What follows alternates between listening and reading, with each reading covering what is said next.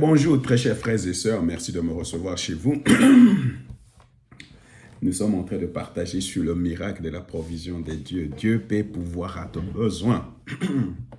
Alors, je dois vous raconter une chose. Je pense qu'il faut partager cette vidéo à quelqu'un, avec quelqu'un plutôt. Il faut peut-être t'abonner sur ma chaîne. Il faut peut-être laisser un commentaire ou un like. Que le Seigneur te bénisse pour cela. Alors, nous sommes en train de parler sur le miracle de la provision de Dieu. Dans la première vidéo, j'étais en train de dire que Dieu cherche des gens qui n'ont pas d'histoire, les gens qui n'ont peut-être aucun avenir, les gens qui sont méprisés, les gens vraiment au bout de leur latin, comme les Allemands disent ici. Et ces gens des gens, Dieu cherche, Dieu les utilise, Dieu les dépoussière, Dieu fait d'eux des personnes. Tout simplement pour fermer la bouche des gens. Tout simplement pour montrer aux gens que Dieu est la source. Pour tout simplement pour que les gens sachent que Dieu peut pourvoir pour le besoin des gens. Alors si tu es de cette catégorie comme moi, si tu es dans cette catégorie, il faut s'attendre à la bénédiction de Dieu. Il faut s'attendre à la provision de Dieu. Il faut s'attendre. J'ai dit attendre. Il faut espérer cela. Alors maintenant, quand on parle de la provision de Dieu, il faut d'abord circonscrire le problème. Quel est le problème? C'est un problème de pénurie financière. Je connais tout ça, frère. Pénurie financière. Un problème de manque. Un problème de pauvreté. Ça peut être dans l'église. Ça peut être dans la famille.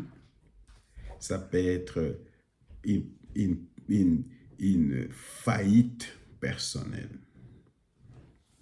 Alors, je connais beaucoup de gens qui ont été dans la faillite que Dieu a restaurée.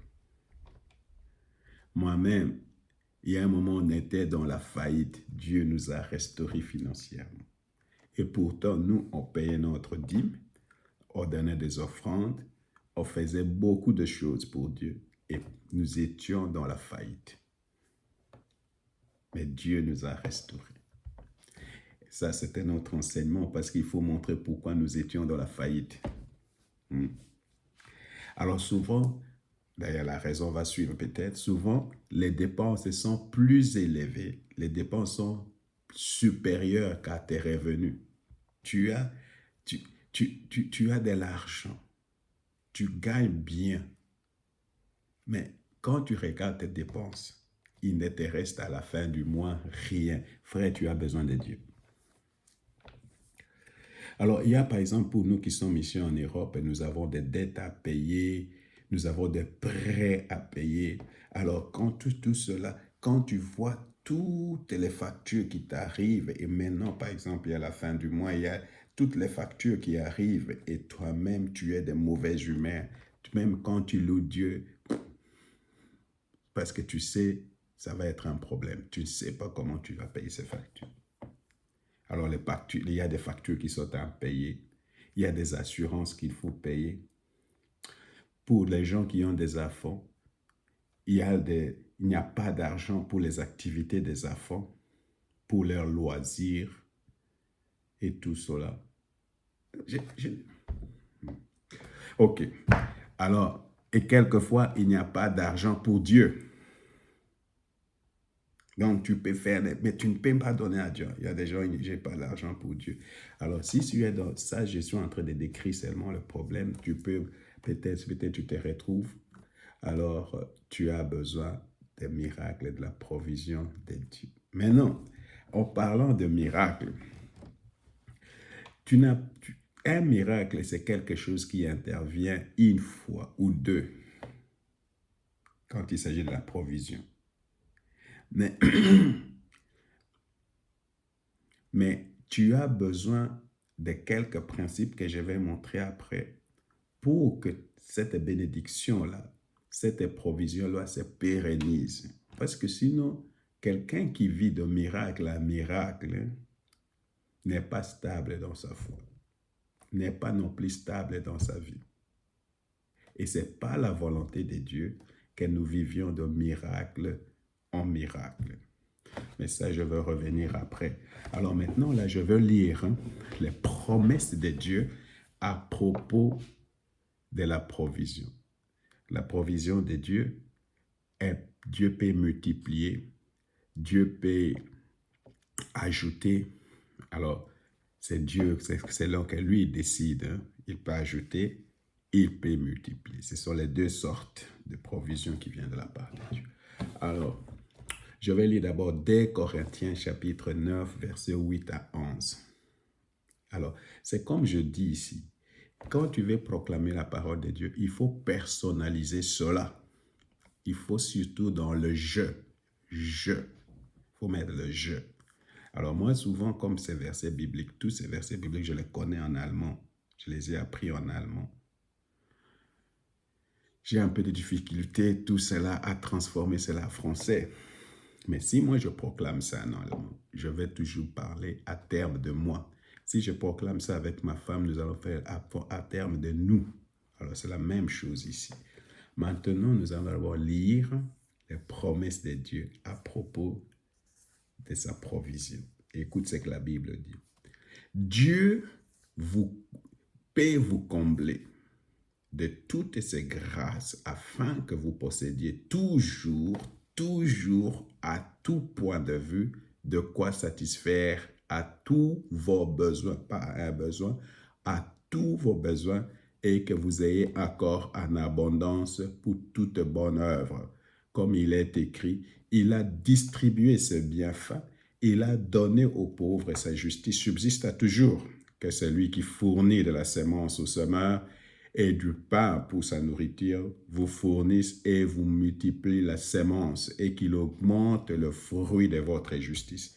Ainsi vous serez enrichis à tout point de vue pour toutes sortes d'actes de générosité qui, par notre intermédiaire, se feront monter de prières de reconnaissance vers Dieu. Dieu peut faire au-delà de ce que je pense. Dieu peut faire que sa grâce abonde pour que nous ayons tout à tout temps qui va faire quoi? Il va nous fournir et qui va vraiment couvrir tous nos besoins et il va rester quelque chose pour encore aider ou faire chose. C'est ça la parole de Dieu. Alors, je vais lire encore des Corinthiens chapitre 8, verset 9. Car vous savez comment notre Seigneur Jésus-Christ a manifesté sa grâce envers nous.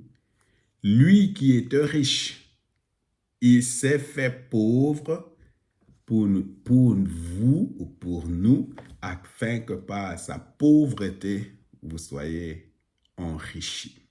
Je vais lire Philippiens chapitre 4, verset 19 à 20. Et mon Dieu pourvoira à tous vos besoins. À combien de besoins?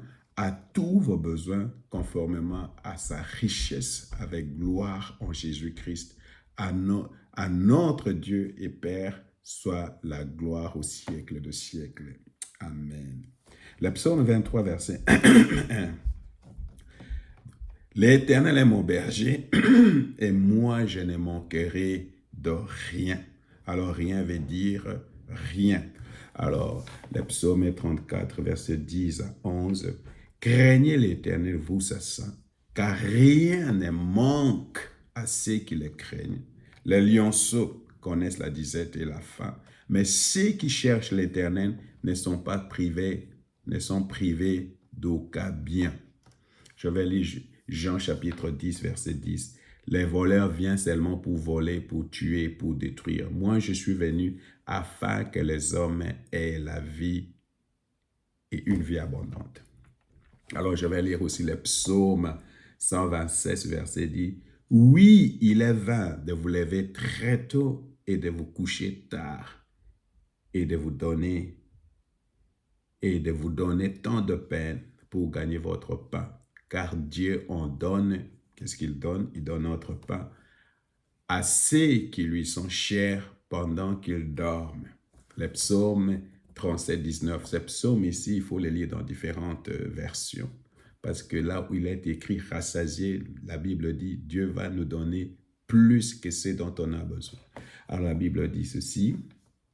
Pour eux, pas de honte au temps du malheur, Et dans le jour de la famine, ils auront plus qu'assez ou plus que ce dont ils ont besoin. Alors, c'est là où on a écrit racisé. Vous voyez? Alors, Dieu a promis, Dieu a dit, il n'y aura pas de manque, surtout pour les gens qui craignent, qui le craignent. Alors, s'il y a un manque, il faut prier à Dieu. Il faut demander un miracle de provision de la part de Dieu. Et c'est ce que nous allons faire maintenant. Seigneur, tu as promis et je te dis merci pour un miracle de provision. Seigneur, tu connais ma soeur, tu connais mon frère, surtout les gens, mes frères en Afrique, ou je ne sais pas, avec des grandes familles, Seigneur. Je te demande de pourvoir à leurs besoins de façon miraculeuse pour qu'ils sachent que tu es un Dieu qui pourvoit. Pourvois pour nous aussi à l'église, Seigneur. Pourvois, tu connais, nous avons besoin, Seigneur de gloire. Pourvois, Seigneur de gloire, pour que ton nom soit glorifié. Merci parce que tu pourvois nos besoins. Merci parce que Père de gloire, nous sommes tes brebis et il va rien nous manquer. Merci parce que tu pourvois nos besoins selon ta richesse en Jésus-Christ. Merci parce que toi, tu es devenu pauvreté à la croix pour que moi, je sois richesse de Dieu. Merci pour la grâce et l'habilité, mon Dieu, mon Seigneur, qui vient de toi. Merci, Seigneur de gloire. Et c'est dans le nom de ton Fils Jésus-Christ nous prions. Merci, Seigneur Jésus. Amen. Frère, que le Seigneur vous bénisse. Maintenant, là, je vais vous montrer 3 principes ou 3 façons dont Dieu pourvoit aux besoins de ses enfants. Que le Seigneur vous bénisse.